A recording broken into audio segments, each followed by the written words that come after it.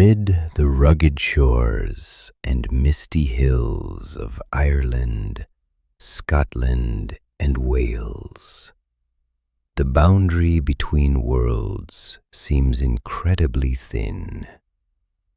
This is a land woven from stories, where every ancient stone and every lake holds the memory of centuries. For centuries, people here have spoken of the invisible, creatures that live in the shadows. They are born from the deep forests, the stormy seas, and the hollow hills.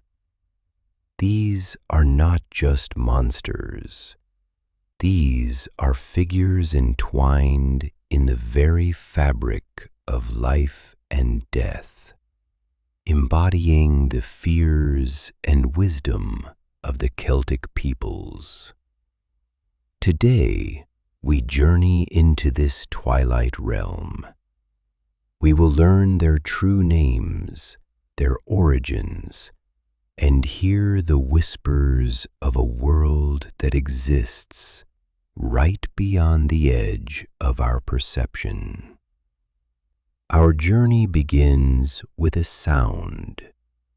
Imagine a quiet night in the Irish countryside. Suddenly, the silence is pierced by a scream, the sound of pure, otherworldly sorrow, as if the sadness of the world has gathered in a single cry. This is the wail of the Banshee. To hear it is to know that death is near. Its name translates from Irish as Woman of the Faerie Mound, linking her to ancient barrows and old gods. The Banshee is not just a ghost. She is a guardian spirit tied to the oldest families of Ireland, the O'Neills, O'Briens, O'Connors. To have your own Banshee was considered a mark of nobility and ancient lineage. Sometimes she appears as a beautiful maiden with silver hair, and sometimes as a terrifying old woman with eyes red from eternal crying. She is often seen combing her hair, and folklore warns, never pick up a comb found on the road, for it may belong to the Banshee. Her image is deeply rooted in the tradition of professional mourners, women who sang dirges at funerals. The Banshee is the first and greatest mourner, starting her lament before mortals even know of their loss. But while the Banshee's wail brings sorrow, the next figure evokes pure horror. We step onto the night road, where the sound of hooves is heard. This is the Dullahan, the headless horseman of Irish legend.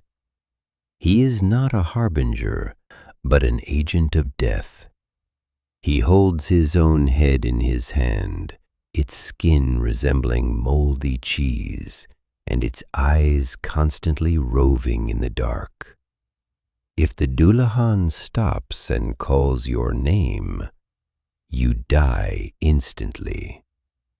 He despises being watched and can lash out with his whip, made from a human spine, at any curious onlookers. There is only one thing that can stop him: gold. Even a single gold pin is enough to drive this creature of darkness back into the night. Leaving the horrors of the night road, let's look inside the home. Here live creatures whose true forms have been distorted by modern culture. The leprechaun. Forget the cheerful little man on cereal boxes. Originally, these were not cute shoemakers, but water spirits capable of dragging a king beneath the waves. Over time, they moved onto land and became cobblers for the fairies. Why? Because the fairies love to dance and constantly wear out their shoes. The sound of his hammer is a sure sign that gold is hidden nearby. But the industrious leprechaun has a dark brother, the Clurican. This spirit of wine cellars is always drunk and mischievous. If offended, he will spoil all the wine or ride your sheep through the night. Moving north into Scotland, we encounter the Brownie. These are selfless helpers. While the family sleeps, the Brownie cleans the house and grinds the grain. All they need is a bowl of cream or porridge as a token of respect. But remember the cardinal rule: never give them clothes. A gift of clothing is taken as an insult or a dismissal. A new coat, a new cap. The Brownie will never come again, they say, and disappear forever. In Northern Ireland, they have a cousin, the Grugach. Very hairy, always dirty, but incredibly loyal. This farm spirit also refuses payment for his labor. But be cautious, not all encounters are pleasant. Gan Khan, or the love talker, is a fairy seducer. He charms young women with sweet words, then vanishes, leaving them to die from longing. Now we journey to the harsh shores of the Orkney and Shetland Islands. Here the sea is a source of life, but also deep sorrow.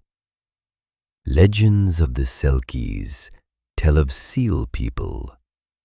They can shed their skins and walk ashore in human form. But if their skin is stolen, they can never return to the sea. Many stories speak of fishermen forcing Selkies into marriage in this way. These are tales of love mixed with violence and a longing for their true home. But the northern waters also conceal a true nightmare, the Nuckelavee, the most terrifying demon of Scottish folklore, a rider fused with his horse, which has no skin, only pulsating muscles and yellow veins are visible. His breath brings plague and decay. He is the embodiment of rot. The only salvation from him is fresh water. He cannot even cross a stream. And by the riverbanks of Scotland, one might encounter the Banshee, the washerwoman of the ford. She washes the bloody clothes of those soon to die. To understand the essence of these lands, we must look deeper to the age of the gods. Irish mythology is built upon the war between the Tuatha de Danann, gods of the arts and light, and the Fomorians, demons of chaos and wild nature. The leader of the Fomorians was Baelor, the evil eye. His single eye was so poisonous that opening it could destroy an army. 4 servants had to lift his heavy eyelid.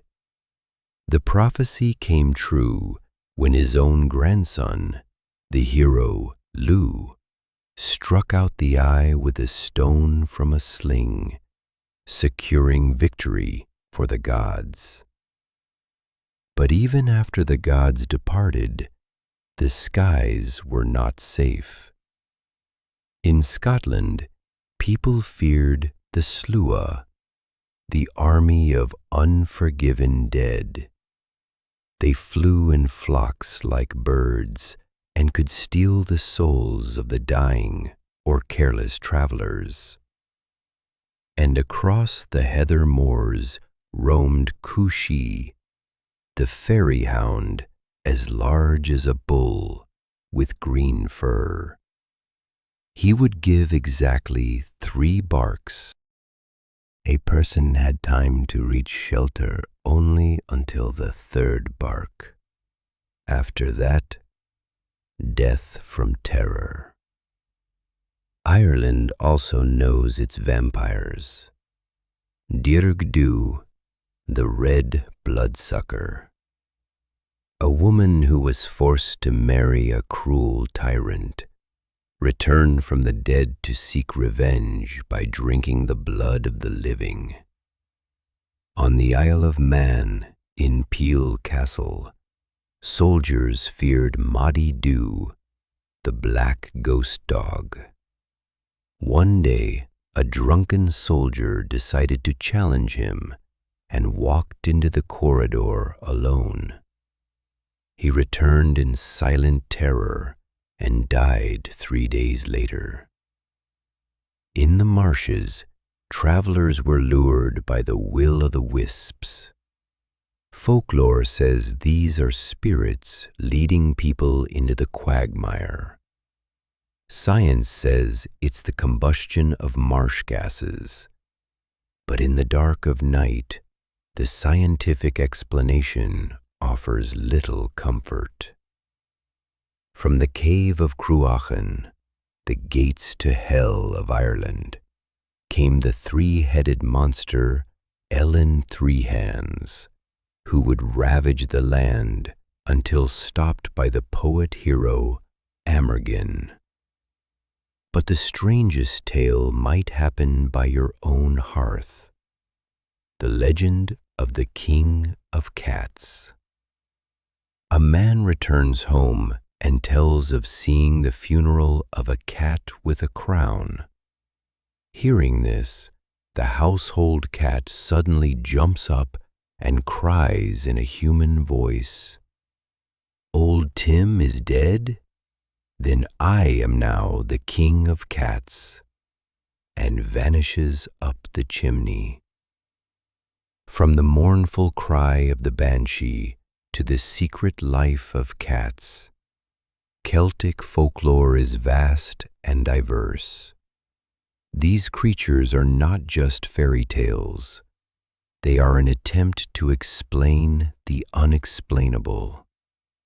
They gave faces to the forces of nature, the wildness of the sea, and the inevitability of death. They remind us of a time when the world was filled with magic, and respect for the unseen was a law of survival. And perhaps, in the quiet moments when we hear an odd sound in the night or feel a sudden chill, this world is not so far from us. Thank you for joining us on this journey through the world of ancient legends.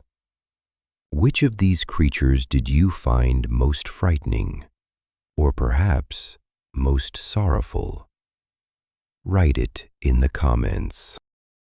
Don't forget to like and subscribe to the channel so you don't miss new dives into forgotten history.